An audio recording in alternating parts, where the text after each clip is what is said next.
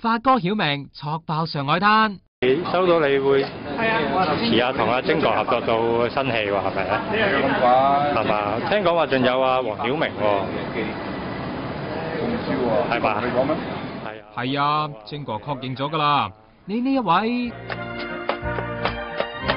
80年嘅港版許文強同06年嘅內地許文強會雙劍合璧，喺晶哥執導嘅大上海飾演上海法租界時代兩大家族嘅風雲人物，仲會鬥智鬥力添㗎。據聞晶哥為咗籌備呢一出戲，用咗唔少時間資料搜集同整理劇本㗎。雖然佢唔肯透露詳情，不過晶哥就話呢一出有關大上海時代嘅戲唔係重拍上海灘嘅，但就覺得由兩代許文強合作會有新鮮感。